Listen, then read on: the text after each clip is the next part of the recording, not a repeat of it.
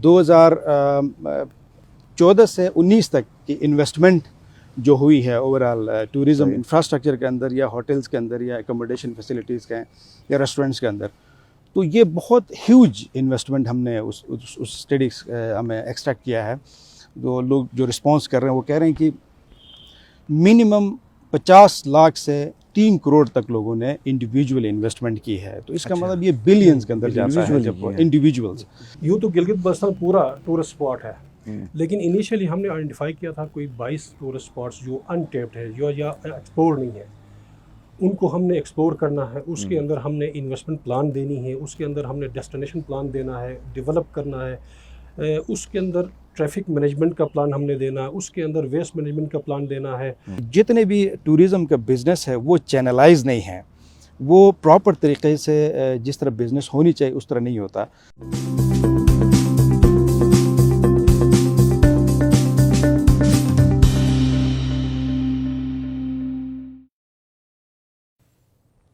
अस्सलाम वालेकुम। Ibex media network में खुश आमदीद। आपका होस्ट शबीर मीर नाज़रीन आपके सामने। नाज़रीन, आज से हम टॉक शोज़ का एक सिलसिला शुरू करेंगे जिसका नाम होगा बामे दुनिया। इसमें हम मुख्तलिफ़ इशूज़ के हवाले से बात करेंगे, कुछ टेक्निकल इशूज़ होंगे और इस पर कुछ रिसर्चर्स हमारे साथ होंगे और फिर गवर्नमेंट की तरफ से यकीनन नुमाइंदगी होगी, अथॉरिटीज़ होंगी जो इन रिसर्च के बुनियाद के ऊपर इन इशूज़ के हवाले से गवर्नमेंट जो कर रही होगी उस पर बात करेंगे। आज का हमारा पहला प्रोग्राम है टूरिज़म के हवाले से और मेरे साथ जो मेहमान हैं वो हैं डॉक्टर रहमत करीम, रिसर्चर हैं और KIU से, कराकोरम इंटरनेशनल यूनिवर्सिटी से इनका ताल्लुक़ है। और मेरे दूसरे मेहमान डायरेक्टर टूरिज़म गिलगित बल्तिस्तान इकबाल हुसैन मौजूद हैं। दोनों मेहमानों का बहुत शुक्रिया। मैं अपने नाज़रीन की इंफॉर्मेशन के लिए बता दूं कि नाज़रीन, जैसा कि आप जानते हैं पूरे गिलगित बल्तिस्तान में हज़ारों फैमिलीज़ का दारोमदार टूरिज़म के ऊपर है, इनकम के हवाले से। इसके अलावा कोई नई बात नहीं है कि गिलगित बल्तिस्तान में टूरिज़म की बेतहाशा बेपनाह यहाँ पे अपॉर्चुनिटीज़ हैं, local tourist, national tourist, international tourist, और बहुत वसाइल हैं और साथ साथ मसाइल भी बहुत ज़्यादा हैं। गवर्नमेंट्स आती रही हैं, अपनी तरजीहात हैं, जिस तरह उन्होंने टैकल किया आपको बेहतर पता है। अब नई गवर्नमेंट भी आई है, देखते हैं कि इस हवाले से नई गवर्नमेंट की क्या स्ट्रेटजी है, क्या प्लानिंग है। बहुत सारे इश्यूज़ हैं, इनके ऊपर हम बात करेंगे। मैं सबसे पहले रहमत करीम साहब आपकी तरफ आता हूँ। आपने एक रिसेंटली रिसर्च की है नगर हुंजा में, थोड़ी सी हमारे नाज़रीन के लिए बताएं कि वो किस तरह की रिसर्च थी और क्या उसकी फाइंडिंग्स।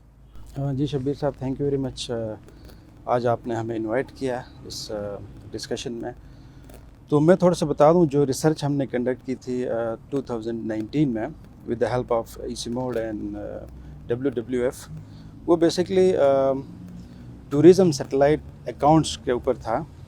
TSA कहते हैं बेसिकली। ये जब हम सैटेलाइट कहते हैं तो बेसिकली वो ऐसे मतलब लगता है कि हम कोई टेक्निकल किसी सैटेलाइट की बात कर रहे हैं। एक्चुअली ऐसा नहीं है। ये टूरिज़म जो सैटेलाइट अकाउंटिंग या अकाउंट्स का जो कंसेप्ट है, ये UNWTO ने एक मॉडल या हम कहें जो मेथोडोलॉजिकल फ्रेमवर्क डेवलप किया था 2008 में। और जितने भी मेंबर कंट्रीज़ हैं उनको फिर ये सजेस्ट किया था कि आप इस सैटेलाइट अकाउंट को या इस मॉडल को अपने नेशनल इकोनॉमीज़ के अंदर इसको इम्प्लीमेंट करें, ताकि आपको पता चले कि आपके मुल्क के अंदर जो टूरिज़म है उस टूरिज़म का कंट्रीब्यूशन कितना है आपके नेशनल इकोनॉमी के अंदर या रीजनल इकोनॉमीज़ के अंदर। तो ये एक बेसिकली फ्रेमवर्क है जो 10 टेबल्स पे कंप्राइज करता है। और उन 10 टेबल्स के अंदर टूरिज़म और इकोनॉमी की जो रिलेशनशिप है उसको डिफ़ाइन करने की हम कोशिश करते हैं। वो हर टेबल की एक सिग्निफिकेंस है। उस हर टेबल के अंदर हम इनबाउंड टूरिज़म से कितना इनकम आ रहा है, इंटरनल जो टूरिज़म है आपकी डोमेस्टिक टूरिज़म है उससे कितना आ रहा है, आउटबाउंड टूरिज़म की वजह से आपकी लीकेज कितनी हो रही है। उसके अलावा जो नॉन मॉनेटरी इम्पैक्ट्स हैं, लाइक कितने होटल्स बन रहे हैं हर साल, कितनी एकोमोडेशन इस्टेब्लिशमेंट्स इंक्रीज़ हो रही हैं, उसके साथ साथ एम्प्लॉयमेंट कितनी जनरेट हो रही है, और लीकेजेस कितनी है, इंपोर्ट लीकेजेस हम कहते हैं। ये सब उन टेबल्स के अंदर हम कोशिश करते हैं उनकी कैलकुलेशन करें या मेजरमेंट करें और वो जो मॉडल है या जो सैटेलाइट अकाउंटिंग है वो बेसिकली एक पिक्चराइज करता है आपकी नेशनल इकोनॉमी को, रीजनल इकोनॉमी को। जो कि पॉलिसी मेकर्स हैं वो बेसिकली एक लुक उस पर रखते हैं, तो उनको पता चलता है कि आपकी टूरिज़म किस तरफ जा रही है, आपकी टूरिज़म क्या वाकई में आपकी जीडीपी के अंदर उसकी कंट्रीब्यूशन है या नहीं है। तो ये बेसिकली कंसेप्ट है टीएसए का, टूरिज़म सैटेलाइट अकाउंट्स का, जो हमने 2019 में एक पायलट के तौर पे स्टडी किया था हुंजा नगर में, ठीक, जिसके अंदर हुंजा के कुछ सैम्पल एरियाज़ हमने लिए थे और फिर होपर में हमने सैम्पल एरिया लिया था।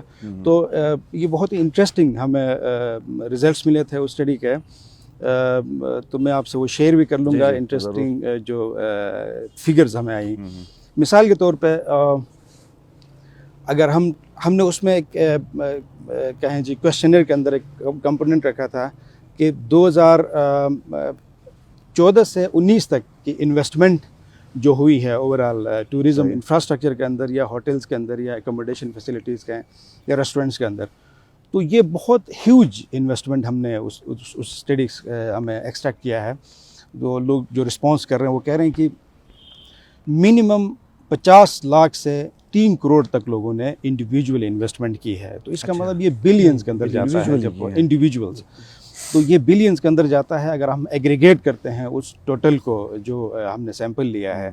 उसके अलावा एक और इंटरेस्टिंग जो रिज़ल्ट हमारे पास आया उसमें ये था कि जो इंपोर्ट लीकेज है वो बहुत ज़्यादा है। मिसाल के तौर पे हमने 3 कैटेगराइजेशन की थी जो सप्लाईज़ हैं बेसिकली, उसमें जैसे मीट की सप्लाई और जनरल आइटम्स की सप्लाई और वेजिटेबल्स की सप्लाई का हमने देखा था।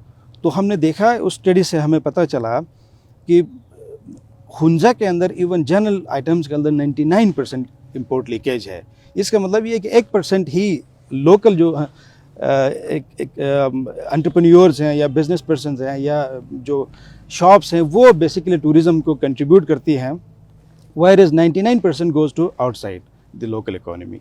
तो ये एक हमें हैरत भी हुई इससे कि इसका मतलब ये है कि ज़्यादातर जो पैसा टूरिज़म से आता है वो इंपोर्ट लीकेज के अंदर फिर वो आउट होकर चला जाता है। को just 1% contribution exactly from this 99% exactly इस स्पेसिफिकली हम अगर हम जनरल आइटम्स में कहें, वेजिटेबल्स में इसी तरह भी डिफरेंट था और फिर मीट के अंदर फिर कंपेरेटिवली हमने देखा नगर में थोड़ा सा डिफरेंट था।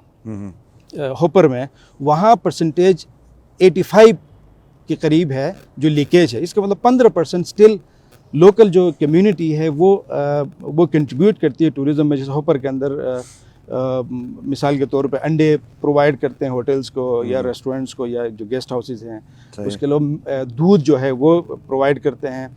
तो स्टिल 15% वहाँ रिटेन करता है, जो पैसा है वो वहाँ इंजेक्ट हो जाता है, लेकिन जो remaining 85% still it goes outside the local economy. ठीक है। तो ये एक इंटरेस्टिंग जो कहें जो फिगर्स हमारे पास आए। उसके अलावा एक और इंटरेस्टिंग फिगर मैं आपको बता दूं कि टूरिस्ट से हमने, क्योंकि हमने जो सैंपल ऑलमोस्ट 300 के करीब जो सैंपल टूरिस्ट थे उनसे हमने पूछा कि आप कितना बजट प्लान करके आते हैं when you travel two GB. तो उनका कहना था कि ऑलमोस्ट 90,000 तक वो कह रहे थे कि हम बजट प्लान करके आते हैं, लेकिन एक्चुअल स्पेंडिंग जो होती है वो उससे बहुत कम होती है, मतलब 60,000 50,000 के रेंज में। इसका मतलब ये है कि हमारे पास प्रोडक्ट डाइवर्सिफिकेशन नहीं है जीबी में, मतलब कुछ ही लिमिटेड हम ऑफरिंग्स या प्रोडक्ट्स उनको ऑफर करते हैं, उसी के अंदर वो अपना जो बजटेड अमाउंट है वो तक स्पेंड नहीं करते हैं, बल्कि बचा के लेके जाते हैं। ठीक है। तो ये भी एक इंटरेस्टिंग फिगर उस स्टडी के अंदर हमने सही। आपकी स्टडी से एक तस्वीर सामने आ गई जिसकी बुनियाद के ऊपर अगर पूरे गिलगित बल्तिस्तान में टीएसए होता है तो एक क्लियर पिक्चर आएगी और पता चलेगा कि कितनी लीकेज है, कितनी हमारी कंट्रीब्यूशन है। मैं आता हूँ इकबाल साहब, आपने भी सुनी है जो बातें, बहुत बड़ी लीकेज की भी बात अब यहाँ पे हो रही है। तो गिलगित बल्तिस्तान की गवर्नमेंट की जो इस वक्त टूरिज़म के हवाले से स्ट्रेटजी पॉलिसीज़ क्या हैं हमारी जनरली अगर आप बताएं तो। बिस्मिल्लाहिर्रहमानिर्रहीम। शबीर भाई बहुत शुक्रिया, आज हमें यहाँ पे बुलाया और बोलने का मौका दिया। गिलगित बल्तिस्तान जैसा आपने डिफ़ाइन किया कि बहुत खूबसूरत इलाका है और इसमें अपॉर्चुनिटीज़ भी बहुत ज़्यादा हैं, साथ साथ चैलेंजेस भी हैं। अगर आप रेस्ट ऑफ कंट्री से देखा जाए तो हमारा इलाका थोड़ा सा डिफरेंट है। मोस्टली जो हमारा अपॉर्चुनिटीज़ है वो एडवेंचर टूरिज़म के अंदर है, और हमारा जो इकोलॉजिकल सिस्टम है वो बड़ा सेंसिटिव है। उसके अंदर देखते हुए हमने कोशिश ये की है कि हम चूँकि डिपार्टमेंट नया बना है और हमारा जो मैंडेट था रूल्स ऑफ बिजनेस 2009 के हिसाब से, उसके अंदर रहते हुए अभी हमें जो मैंडेट मिला है वो उसकी रेगुलेशन की भी है। सेक्टर रेगुलेट नहीं था, हम सेक्टर रेगुलेट कर रहे हैं। और जैसे डॉक्टर साहब ने कहा कि बिलियंस में इन्वेस्ट कर रहे हैं लोग इस वक्त, सही बात। लेकिन वो मशरूम ग्रोथ है, उसको रोकने के लिए हमने पॉलिसीज़ बनाई हैं, एक्ट्स अप्रूव करवाई हैं। लास्ट 3 एक्ट्स हमने अप्रूव करवाए हैं लास्ट गवर्नमेंट से, और साथ साथ उसके रूल फ्रेम कर रहे हैं। उसके अंदर साथ फिर हम डेस्टिनेशन डेवलपमेंट प्लान्स बना रहे हैं, डेस्टिनेशन मैनेजमेंट प्लान्स बना रहे हैं, और टूरिस्ट मॉडल विलेजेस को डेवलप करने का कंसेप्ट दे रहे हैं। इसके अलावा जो उसकी जो सर्विस और स्टैंडर्ड्स को बेहतर करने के लिए माउंटेनिंग इंस्टीट्यूट की और साथ साथ हॉस्पिटैलिटी मैनेजमेंट इंस्टीट्यूट की कंस्ट्रक्शन या उसको बनाने के डेवलप करने के लिए एक आइडिया, बल्कि हमने तमाम जो कॉन्सेप्ट पेपर्स वगैरह थे प्लानिंग कमीशन तक हम पहुंचा चुके हैं। अल्हम्दुलिल्लाह ये है कि गिलगित बल्तिस्तान का जो फ्यूचर है टूरिज़म का बड़ा ब्राइट नज़र आ रहा है, और करंट गवर्नमेंट जो है फोकस भी कर रही है इसके ऊपर। बहुत सारे उसकी वीज़ा के अंदर वीज़ा जो रजीम है वो भी काफ़ी चेंज हुआ उसके अंदर फिर फोकस भी कर रही है, मुख्तलिफ गाइडेंस भी दे रही है प्रोफेशनल गवर्नमेंट को। साथ साथ इंशाल्लाह फिर ये साथ चीज़ें जब चलेंगी तो बेहतर नज़र आएगा। सही। करंट गवर्नमेंट की आपने इकबाल साहब बात की है, तो प्राइम मिनिस्टर ने जो ऐलान किया था कि 22 न्यू टूरिज़म स्पॉट्स, और फिर उन्होंने कहा था कि न्यू पार्क्स गिलगित बल्तिस्तान में बनेंगे, तो ये बहुत बड़ी, मेरे ख्याल में बहुत बड़ा एक कदम नहीं होगा टुवर्ड्स प्रमोशन ऑफ टूरिज़म? बिल्कुल, जैसा मैंने मेंशन किया अर्लियर कि जो आज कंस्ट्रक्शन हो रही है गिलगित बल्तिस्तान के अंदर वो बिल्कुल मशरूम कंस्ट्रक्शन है, उसके कोई प्लान नहीं है। एक बंदा उठता है, सोचता है, फिर अपना होटल बनाता है, खोखा बनाता है, रेस्टोरेंट बनाता है, उसकी कोई प्लान्स नहीं है। यूँ तो गिलगित बल्तिस्तान पूरा टूरिस्ट स्पॉट है, लेकिन इनिशियली हमने आइडेंटिफाई किया था कोई 22 टूरिस्ट स्पॉट्स जो अनटेप्ड है, जो या एक्सप्लोर नहीं है, उनको हमने एक्सप्लोर करना है। उसके अंदर हमने इन्वेस्टमेंट प्लान देनी है, उसके अंदर हमने डेस्टिनेशन प्लान देना है, डेवलप करना है, उसके अंदर ट्रैफिक मैनेजमेंट का प्लान हमने देना है, उसके अंदर वेस्ट मैनेजमेंट का प्लान देना है। माइन्यूट डिटेल्स उसके अंदर हमने शामिल की है, ताकि इवन की पिक्चर पॉइंट भी बनेगा, साइनेज कहाँ लगेगा, होटल कहाँ लगेगा, अगर कैंपिंग या ग्लैम्पिंग पोर्ट्स लगाने हैं तो वो कहाँ लगेगा, उसका बाज़ार कहाँ होगा, ये सारा माइन्यूट डिटेल करके एक पूरा डेवलपमेंट प्लान हम चाक आउट करना चाह रहे हैं उन 22 डेस्टिनेशंस का। अच्छा, इसमें एक चीज़ मैं आपसे अगर ये कहूँ कि ज़ाहिर है अब ये बहुत कुछ कदम होगा टुवर्ड्स आपकी टूरिज़म प्रमोशन में, तो बहुत सारे फिर असरात भी होंगे ना इस प्लान के अंदर, वो भी शामिल हैं कि आपने किस तरह की इकोलॉजी को इंश्योर करना है कि ठीक रहे, फिर आपका कल्चर है, फिर इसके अंदर बहुत सारी चीज़ें हैं जो अफेक्ट होंगी इससे, उसके लिए भी इसके अंदर प्लान में। एग्जैक्टली बिल्कुल ऐसा ही है जी। प्लान बनाने के मकसद ही हमारे इकोलॉजी को बचाना है, हमारा जो कल्चर है या ट्रेडिशंस है या हमारा जो हेरिटेज है उसको बचाना है। उसके साथ साथ क्या करना है, जहाँ कहीं भी कोई बिल्डिंग बनेगी वो उस सिंक्रोनाइज होगी उस इन्वायरमेंट के अंदर। मसलन अगर हम हमारे जो रूल्स हमारा फ्रेम हुए हैं या हमारे एक्ट बने हैं उसके अंदर हम लॉज उसी तरह के इम्प्लीमेंट करवाएंगे, इन्फोर्स करेंगे। बने हैं कि मसलन अगर गिलगित के अंदर होटल बनेगा तो वो नहीं बनेगा जो अस्तोर के अंदर बनेगा, उसकी अपने डिफरेंट आर्किटेक्चरल डिज़ाइन होगा अस्तोर के अंदर, वो सिंक करेगा उस इन्वायरमेंट के अंदर जो अस्तोर में बनेगा। इस तरह के जो प्लान्स हम बनाना चाह रहे हैं ताकि ये डेवलप भी हो टूरिज्म, साथ साथ हमारा जो हेरिटेज है या हमारा जो इन्वायरमेंट है वो भी फ्रेजाइल ना हो, उसको भी बचाया जाए। सही। इसको फिर इसकी सस्टेनेबिलिटी के लिए क्या ये चलता रहे 50-100 साल इसके अंदर इनकॉर्पोरेटेड चीज़ें। इनिशियली तो हमारा देखें 22 साइट्स जो हैं हमारे जो अनटेप्ड है, जो अनएक्सप्लोर्ड है, पूरे गिलगित बल्तिस्तान के अंदर आइडेंटिफाई किए, उसके अंदर हम जाएंगे। उसके बाद फिर आहिस्ता आहिस्ता नेक्स्ट, चूँकि गिलगित बल्तिस्तान तकरीबन 60% अनएक्सप्लोर है, एक्सप्लोर करेंगे, उन्हीं को रिप्लिकेट करेंगे। और ये सिर्फ ये नहीं होगा बल्कि उसमें कानून साजी भी होगी उसके अंदर। क्योंकि हम जब एक्ट अपना प्लान्स बनाएंगे तो उसको इन्फोर्स करने के लिए फिर कानून साजी भी कर लेंगे, कोशिश करेंगे हम कानून साजी करें और इम्प्लीमेंट करवाएं उसके ऊपर। ठीक है। अच्छा रहमत साहब, आपने जैसे अभी बात की TSA के हवाले से, एक दफ़ा फिर ज़रा हमारे नाज़रीन के लिए बताएंगे वो क्या की फाइंडिंग्स हैं, मोटी मोटी एक दो अगर आप हमारे नाज़रीन के लिए बता सकें। जी शब्बीर साहब, अभी मैंने पहले भी बता दिया कि जी। किस तरह टूरिज़्म का पैसा आउट फ्लो होता है, फ्लो हो रहा है। बेसिकली वो इन आपके लोकल इकोनॉमी के अंदर सही तरीके से इंजेक्ट नहीं होता। तो इसके लिए बेसिकली ये है कि जब तक हम जो अपने प्लान्स हैं, जो अभी इकबाल साहब कह रहे थे, डायरेक्टर साहब, कि अपने प्लान्स के अंदर जब तक हम इको टूरिज़्म का कंसेप्ट इनकॉर्पोरेट नहीं करेंगे तो ये लीकेज भी रहेगा और साथ ही साथ ये होगा कि जो टूरिज़्म से बेनिफिट है डायरेक्ट कम्युनिटीज़ को या लोकल हाउस होल्ड्स को, वो नहीं मिल सकता। तो जो इको टूरिज़्म का कंसेप्ट है वो बेसिकली 8 प्रिंसिपल्स के ऊपर इस इको टूरिज़्म को समझा जाता है। उसके अंदर जो अभी बात भी कर रहे थे कि इसकी फ़िज़िकल इन्वायरमेंटल जो इम्पैक्ट है उसको भी मैक्सिमम तरीके से हाईलाइट करके उसको मिनिमाइज़ करना होता है। और इसके अंदर इम्पोर्टेंट चीज़ ये है कि किस तरह आप लोकल कम्युनिटीज़ को और हाउस होल्ड्स को, लोकल एंटरप्रेन्योर्स को उस पैसों से जो टूरिज़्म से आता है उसके मैक्सिमम जो पोर्शन है वो किस तरह आप उनको इंजेक्ट कर सकते हैं, उनको दे सकते हैं। तो उसका बेसिकली ये है कि किस तरह हम कॉटेज इंडस्ट्री को या लोकल इंडस्ट्री को डेवलप करें, उसके अंदर इन्वेस्टमेंट करें, उसको इतना इम्प्रूव करें थ्रू बैंकिंग चैनल्स, उनको फाइनेंशियल सपोर्ट दे दें और सिक्योर फाइनेंशियल सपोर्ट दे दें, तो वो बेसिकली उस सिस्टम के अंदर अपना आप को सस्टेन कर सकेंगे, वो अपना आप को उस टूरिज़्म से बेनिफिट उठा सकेंगे। तो यहाँ सबसे बड़ा इशू अगेन ये है कि जितने भी टूरिज़्म का बिज़नेस है वो चैनलाइज नहीं है, वो प्रॉपर तरीके से जिस तरह बिज़नेस होनी चाहिए उस तरह नहीं होता।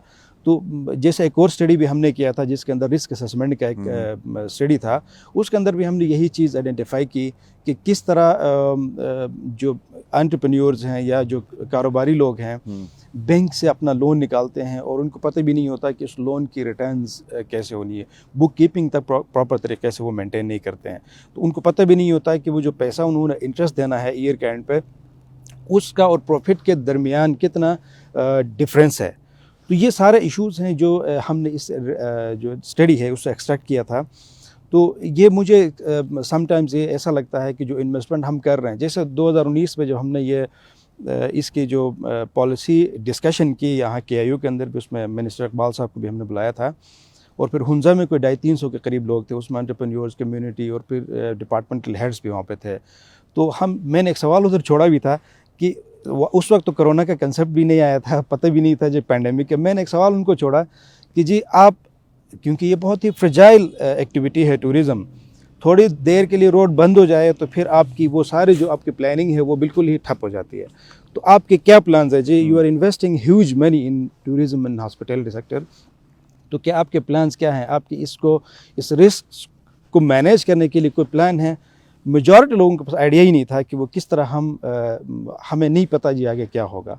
If I am investing 100 million somewhere और मुझे पता भी नहीं हो कि मुझे आइंदा 4 साल में उसका रिटर्न इन्वेस्टमेंट कितना आना है, और साथ ही साथ ये कि रिस्क क्या क्या हैं जी, अगर रोड बंद हो जाता है तो मैंने तो लोन तो ले लिया बैंक से, तो उसकी रिटर्न करने के मेरे पास क्या मैकेनिज़्म है। तो ये सारा एक इशू जो हमने उस रिज़ल्ट से या डिस्कशन से हमने एक्सट्रैक्ट किया था कि मेजॉरिटी जो कारोबारी हैं वो रिस्क असेस करते नहीं हैं, और साथ ही साथ वो अपने जो सिस्टमेटिक बिजनेस है वो करते नहीं हैं, तो जिसकी वजह से ये सारे चैलेंजेस उनको फेस करना पड़ता है। जैसे आपकी स्टडी हुई उस वक्त जब कोविड नहीं आया था, उसके बाद कोविड आया, तो आप क्या समझते हैं कि ये नए सिनेरियो में आपकी वही स्टडी फिट आ सकती है कि नहीं, उसके अंदर फिर चेंजेस आप एग्जैक्टली उसमें ये बहुत इंटरेस्टिंग है। इस वजह से हमने पोस्ट कोविड एक स्टडी का प्लान भी बनाया है। अच्छा, कि हम एक स्टडी दोबारा कंडक्ट कर लेंगे, तो जिसके अंदर हम देखेंगे कि वो जो हम कह रहे थे 2019 में और 2021 में वो सिनेरियो किस तरह डिफरेंट आया, कि क्या लोग क्या आइंदा समझेंगे कि नहीं, हम बग़ैर प्लान किए बिज़नेस के अंदर ना आए, हम अपने रिस्क को पहले ही असेस कर लें जी आइंदा 5-6 साल में क्या होना है, और स्ट्रेटेजिक जो आपकी बिज़नेस प्लानिंग होती है वो आप ज़रूर अपनी कंसिडर करें। ठीक है। इकबाल साहब, अगर बड़े लेवल के ऊपर बात करें हम, तो जो लीकेजेस की बात हुई कि 99% लीकेज है, इसको रोकने का मेरे ख्याल में आप सवाल भी है और आपका इसके ऊपर कमेंट भी कि ऐसे बड़े स्टेप्स क्या करने होंगे? खुद उगाना होगा, खुद से लाइफ स्टॉक के ऊपर तवज्जो देनी होगी, अपना जो प्रोडक्शन है उसको बढ़ाना होगा, यही चीज़ें होंगी ना कि इसको अगर लीकेज को कम करना चाहें। आप क्या समझते हैं? देखिए शब्बीर साहब, मसला ये है कि जैसा डॉक्टर साहब ने कहा, स्टडी हमने की है दुनिया के तकरीबन उसमें दुनिया के तकरीबन ममालिक में ये होता है, जो डेस्टिनेशन है लीकेजेस होते हैं, लेकिन अनफॉर्चुनेटली हमारे यहाँ लीकेजेस बहुत ज़्यादा है। उसकी मेन वजह यह है कि अवेयरनेस नहीं है। लोग टूरिज़्म को ले रहे हैं सिर्फ रेस्टोरेंट बनाना और होटल बनाना, उसके जो अलाइड बिजनेसेस है उसके अंदर आना नहीं चाह रहे। बेसिकली हमारा जो यूथ है वो फोकस कर रहे हैं या तो वो होटल बना लें या फिर रेस्टोरेंट बना लें। बाकी जो अलाइड इंडस्ट्री है उसको, इंटीग्रेटेड जो इंडस्ट्री है उसको देख नहीं रहे हैं। अगर आप देख लें तो डिमांड एंड सप्लाई चेन जो है वो बराबर चलती है। अगर ना चलाएं, अगर डिमांड ज़्यादा हो तो हम ज़ाहिर है इम्पोर्ट करेंगे, सप्लाई हम लोकल मार्केट की सप्लाई कम है।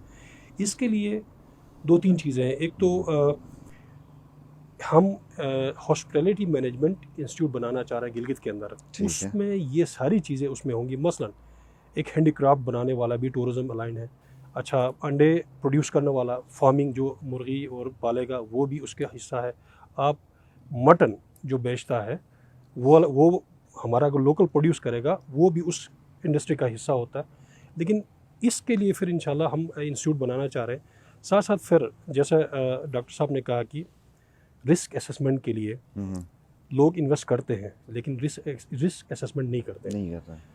करंट गवर्नमेंट का जो एक हम उसमें पाइपलाइन में है, हमारा ब्रेड एंड ब्रेकफास्ट का एक कॉन्सेप्ट हम लेके आए हैं नेशनल बैंक के साथ।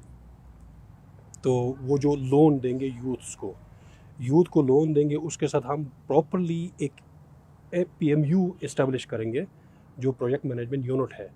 वो लोन दे के यूथ को छोड़ेंगे नहीं, बल्कि उनको गाइड करेंगे उसको कैसे इन्वेस्ट करना है, किस तरह उसको लेके आना है, उसकी मार्केटिंग कैसे करनी है, फिर रिटर्न कैसे करना, वो सारी चीज़ें उसमें रिस्क कैसे मिनिमाइज़ करना है, वो सारी चीज़ें उसके अंदर होंगी। गवर्नमेंट की जो पॉलिसी है प्रॉपरली एक PMU बनेगी, उसके अंदर वो उसकी मार्केटिंग करेगी उस लोन का, उसको रिफंड का, उसका पूरी मैकेनिज्म तय करेगी। सो इसमें इंटीग्रेटेड एफर्ट्स चाहिए होंगे, एग्रीकल्चर सेक्टर से भी, लाइफस्टॉक सेक्टर से भी।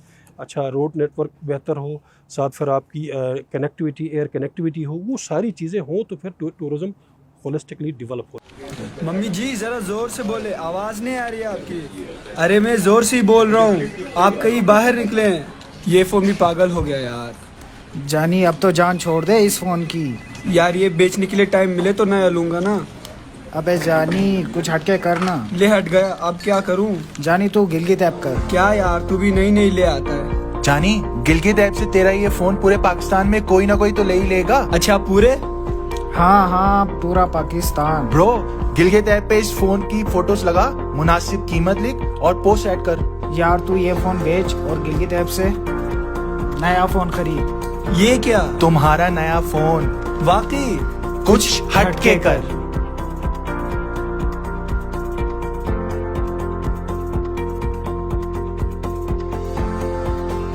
सही, इसी में फिर इनकी कैपेसिटी भी आएगी, उसके अंदर इनकी जो क्वालिटी ऑफ सर्विस भी इनकॉर्पोरेट होगी।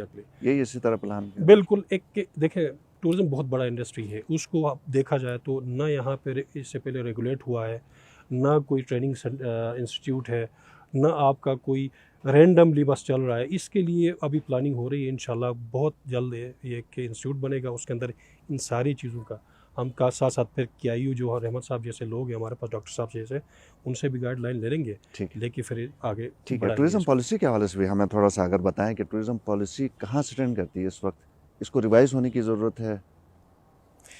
Tourism policy ex prime minister ने हमें अप्रूव करके दिया था 2017 से 2021 तक, वो चल रहा है। उसके अंदर तकरीबन कोई 9 कोर एरियाज़ थे, उसमें से कुछ 6 पे हम कर रहे हैं, उस पर इम्प्लीमेंट भी हो रही है। और बाकी जो रेस्ट जो 3 एरियाज़ थे जिसमें इन्वेस्टमेंट ड्रैग करना था, हमने वर्क फोर्स डेवलपमेंट थी, क्योंकि हमारे पास लॉज नहीं थे, हमारे पास वो मैंडेट नहीं था, जिसकी वजह से रह गया है। अब इंशाल्लाह इसको दोबारा रिवाइज करेंगे 2020 के बाद, हम उस पर भी काम कर रहे हैं। और जो एक इम्पैक्ट असेसमेंट, जैसा पोस्ट कोविड की बात की डॉक्टर साहब ने, इम्पैक्ट असेसमेंट भी करवा रहे हैं। पोस्ट कोविड जो है उस पर टूरिज़म को कैसा चलना चाहिए, उसके क्या असरात हो गए, कितने डैमेजेस हो गए, फिर अगर फ्यूचर में हमने इसको प्रिवेंट करना तो कैसे करना है, एक असेसमेंट भी हमारी चल रही है। इंशाल्लाह उसकी भी फंडिंग आ जाएंगी। अच्छा, ये कोई स्टडी है गालिबन डॉक्टर साहब, ये रिस्क मैनेजमेंट स्टडी है, क्या है इस हवाले से? जी जी, ये बेसिकली हमने एक स्टडी अभी रिसेंटली उस पर हमने काम किया है कि रिस्क जो पैंडेमिक के सिचुएशन में वो अच्छा, फेस ठीक किया है, लोगों ने, और उसके साथ साथ ये था कि क्या उनको ये जो रिस्क लोन्स हैं बैंक से जो ले लेते हैं, उसमें क्या इंश्योरेंस का पूरा कोई कवरेज है या ये नहीं है। उस स्टडी के अंदर ये रिकमेंडेशंस हैं? जी जी। अच्छा, तो वो बेसिकली हमने जब स्टडी इसको कंडक्ट किया तो मेजॉरिटी जो हमारे रिस्पोंडेंट्स थे, जो कारोबारी थे, वो यही कह रहे थे कि कोई इस तरह के मैकेनिज़्म नहीं है। यहाँ दूसरा मसला ये है कि लोग जो लोन निकालते हैं वो ज़्यादातर ये कोऑपरेटिव सोसाइटीज़ से लोन निकालते हैं। बिल्कुल ठीक तो जाहिर है उसकी एक अपनी एक रेगुलेशन का कंसेप्ट है, तो वहाँ वो सारा उनका लोन और ये सारा जो पैसे निकालते हैं, बोरोइंग्स करते हैं, उसके कोई इंश्योरेंस कवरेज नहीं है। तो वो बहुत बड़ा रिस्क होता है, जिसकी वजह से वो समटाइम्स जो कारोबारी हैं वो उनकी पर्सनल जो प्रॉपर्टीज़ है वो तक बिक जाती हैं कारोबार के उस चक्कर में। तो ये एक स्टडी हमने किया था पिछले इसी कोविड के दौरान ही, कि किस तरह आप रिस्क को मैनेज करते हैं, किस तरह आप ये सारे जो मामलात हुए हैं कोविड में। तो मेजॉरिटी का कहना ये था कि वो उनके पास कोई आइडिया नहीं है इस वक्त कि वो करेंगे क्या, किस तरह आगे चलेंगे, और पोस्ट कोविड सिनेरियो जो डेवलप होगी तो उसमें वो कैसे इन होंगे, और ये सारे जो लॉसेस हैं इस पैंडेमिक के दौरान के जो लॉसेस हैं वो कैसे मैनेज किए जाएंगे। तो ये अगेन अभी जो इकबाल साहब कह रहे थे, जब तक गवर्नमेंट और तमाम जो स्टेक होल्डर्स हैं मिल के स्ट्रेटजिक तरीके से नहीं सोचेंगे, ये इशू हमारा रहेगा। और ये जो फ्रेजिलिटी है इस टूरिज़म सेक्टर की, हॉस्पिटैलिटी सेक्टर की, वो तो है। तो वो सीजनैलिटी भी इशू है इसका कि 3 महीने 4 महीने की आपकी कारोबार होती है, बाकी रिमेनिंग जो मंथ्स हैं उसमें आप बिल्कुल ही शट डाउन होता है। तो वो फिर आप उसको कैसे विंटर टूरिज़म या कोई अल्टरनेट टूरिज़म डाइवर्सिफिकेशन ला के उसको मैनेज करेंगे। तो ये मेरे ख्याल में अगेन जो इकबाल साहब कह रहे थे कि हम मिल के तमाम स्टेक होल्डर, चाहे उसमें रिसर्चर्स हों, चाहे उसमें गवर्नमेंट हो या जो एंटरप्रेन्योर्स हों, मिल के इसको हम मैनेज करें तो कहीं जाके इसको हम बेहतर कर सकते हैं। आप देखें ना पूरी दुनिया में, अगर आप मिसाल ले लें फ्रांस की, फ्रांस जो UNWTO का डेटा है उसके मुताबिक 84.7 मिलियन टूरिस्ट जाते हैं, उसकी आबादी से भी ज़्यादा सालाना। तो जबकि पाकिस्तान के अंदर टूरिज़म इतनी ज़्यादा नहीं है। 1.7 मिलियन की जो टूरिज़म पिछले 2019 में बताई गई थी, उसमें भी 50 से 56% वो VFRs हम कहते हैं, विजिटिंग फ्रेंड्स एंड रिलेटिव्स। तो उसका ज़्यादा इकोनॉमी में इम्पेक्ट नहीं होता। वो जो विजिटिंग फ्रेंड्स एंड रिलेटिव्स आते हैं वो बेसिकली आते हैं तो अपने घरों में रिश्तेदारों के यहाँ ठहरते हैं, तो वो ज़्यादा इकोनॉमी को बेनिफिट भी नहीं होता। तो 56% अगर हमारा VFR है तो रिमेनिंग देखें जो 44% is basically tourism, inbound tourism. तो इतना ज़्यादा आपके टूरिज़म से फ़ायदा नहीं होता आपको। जबकि आप देखें छोटे छोटे ममालिक हैं, नेपाल जैसा मुल्क हमसे ज़्यादा फ़ायदा उठाता है। हमारे यहाँ इतनी डाइवर्सिटी है, हमारे यहाँ कल्चर है, हमारे यहाँ 4 सीजन्स और ये सारा जितने पोटेंशियल पाकिस्तान के अंदर है वो शायद किसी कंट्री में होगा, लेकिन अनफॉर्चुनेटली हम उस टूरिज़म के जो बेनिफिट्स है उससे फ़ायदा नहीं उठा सके हैं। सही, जैसे आपने 1.7 का फिगर बताया, चलें इसको मान ही लें, अगर ये टूरिस्ट आता रहा है या इससे अगर ज़्यादा भी आता है तो चैलेंजेस इकबाल साहब बड़े होंगे ना। इसमें फिर आपका पोल्यूशन का एक फैक्टर इसमें आ जाता है, इसमें आपका सॉलिड वेस्ट मैनेजमेंट का बड़ा इशू आ जाता है। तो क्या वे फॉरवर्ड है, आप टूरिज़म डिपार्टमेंट या गवर्नमेंट किस तरह इसको सेटल करने का सोचेगी? इसमें देखें मेरे साथ, जहाँ तक जहाँ अपॉर्चुनिटीज़ है वहाँ चैलेंजेस आती हैं। ट्रू। आपका ट्रैफिक मैनेजमेंट है, आपका सॉलिड वेस्ट मैनेजमेंट है, आपका रोड नेटवर्क है, आपका उस पर इलेक्ट्रिसिटी पे बर्डन आ जाता है, आपके लोकल जो इनहेबिटेंट्स है, जो पानी है पीने का, उस पर बर्डन आ जाता है।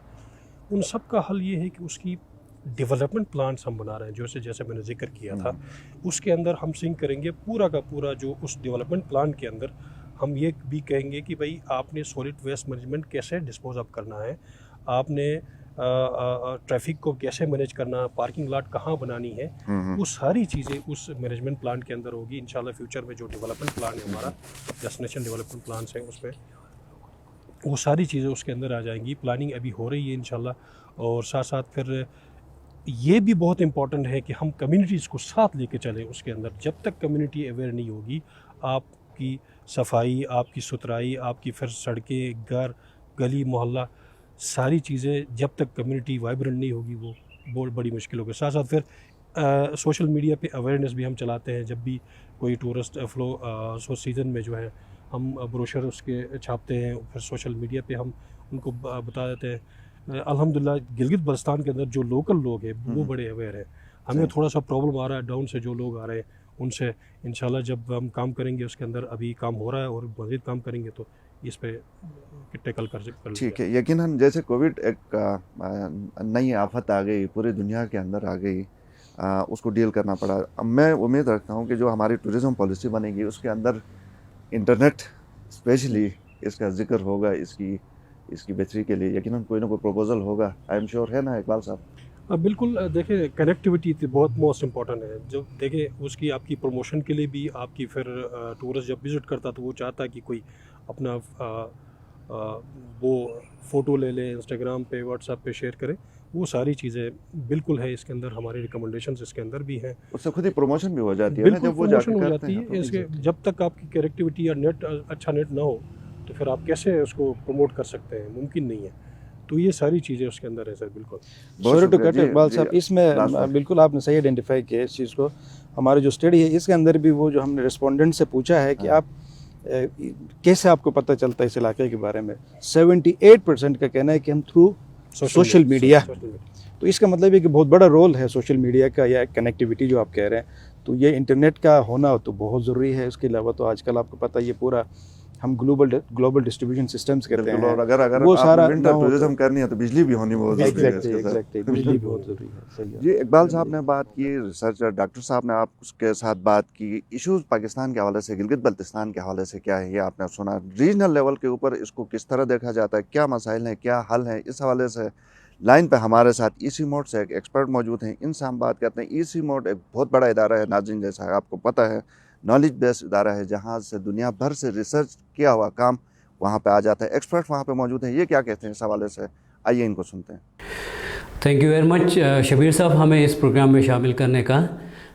कुदरती हुसूस से मालामाल गिलगित बल्तिस्तान अपनी मिसाल आप है, जिसकी वजह से यहाँ पे बहुत सारे टूरिस्ट इस इलाके का दौरा करना चाहते हैं। जितनी खूबसूरती गिलगित बल्तिस्तान में है, इतने इकोसिस्टम हेल्थ के लिहाज से इसकी हसासियत भी है। और ये किसी ख़ास हद तक टूरिस्ट को बर्दाश्त कर सकते हैं। अगर उससे बढ़ जाए, जिसको हम कैरिंग कैपेसिटी कहते हैं, पे मनफी असरात मरतब हो सकते हैं। और ये टूरिज़म दो दारी तलवार के मानंद है। जहाँ मौक़े हैं वहाँ पे मसाइल का भी ज़्यादा उरूज हो सकता है। तो हमें बैलेंस करने की या मनसूबाबंदी की ज़रूरत है।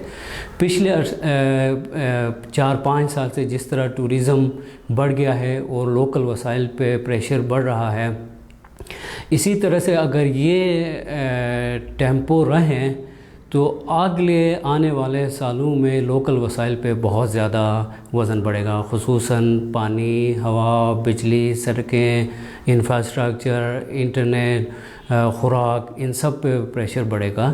ज़रूरत इस बात की है कि एक पायदार मनसूबाबंदी टूरिज़म के हवाले से की जाए और इस मनसूबाबंदी इस तरह से की जाए कि यहाँ के पॉलिसीज़, स्ट्रेटजीज़, रूल्स, रेगुलेशन और कोड ऑफ कंडक्ट वाज़े हो।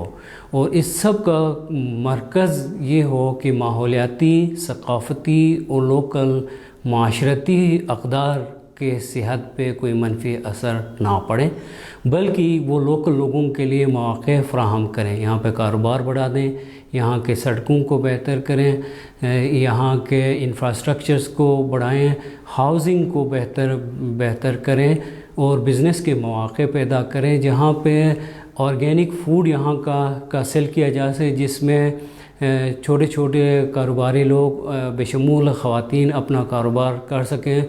यहाँ पे फूड स्ट्रीट्स हो, यहाँ का कल्चर प्रमोट हो। और इसी तरह की मिसालें हमारे इलाके के अंदर मौजूद हैं, जैसे कि भूटान के अंदर हाई वैल्यू और लो वॉल्यूम का है, ज़ीरो कार्बन मॉडल पे। इसी तरह नेपाल के अंदर प्राइवेट सेक्टर का है, गवर्नेंस का है, डेस्टिनेशन मैनेजमेंट का है, और लोकल लोगों को शामिल करके मनसूबाबंदी की मिसालें मौजूद हैं। ई-सीमोड इस ज़िम्मन में अपना एक बेहतरीन किरदार अदा कर सकता है। जितने भी एक्सपर्ट्स की राय की ज़रूरत हो, यहाँ के हुकूमत पाकिस्तान और हुकूमत गिलगित बल्तिस्तान के प्लानर्स का विज़िट भी करा सकता है, ऑनलाइन आइडियाज़ को एक्सचेंज भी कर सकता है, और वो मिसालें ला सकते हैं जहाँ पे जो गिलगित बल्तिस्तान के लिए एक बेस्ट पायदार मॉडल के तौर पे प्लान भी बने और इम्प्लीमेंटेशन भी हो, और गिलगित बल्तिस्तान जितनी अपनी खूबसूरती के लिए मशहूर है, अपने टूरिज़म ब्रांड भी सस्टेनेबिलिटी के लिए मशहूर हो। नाज़रीन, बहुत टेक्निकल इशू था लेकिन बहुत इम्पोर्टेंट इशू था। टूरिज़म चूँकि हमारा दारोमदार गिलगित बल्तिस्तान का टूरिज़म के ऊपर है, बहुत सारी फैमिलीज़ का टूरिज़म के ऊपर है, वसाइल बहुत ज़्यादा हैं जो कि अनटेप्ड हैं। यकीनन हम ये उम्मीद रखते हैं कि नई गवर्नमेंट आई है, वफाक की जो गवर्नमेंट है, इन इश्यूज़ के ऊपर और जिस तरह गाइडलाइंस रिसर्च के थ्रू भी आ रही हैं, और इसके अलावा गवर्नमेंट के जो माहिरीन हैं वो भी दे रहे हैं, हम ये उम्मीद रखते हैं कि आने वाले दिनों में, सालों में टूरिज़म के ऊपर बहुत अच्छा काम होगा, और इतना काम होगा कि हमारे यहाँ पे जो डिपेंड करने वाले लोग हैं यकीनन ज़्यादा डिपेंड करें, और फैमिलीज़ आएँ और इनका जो कारोबार ज़िंदगी है वो ये रवां दवा हों। प्रोग्राम देखने का शुक्रिया, इजाज़त दीजिए, अल्लाह हाफ़िज़।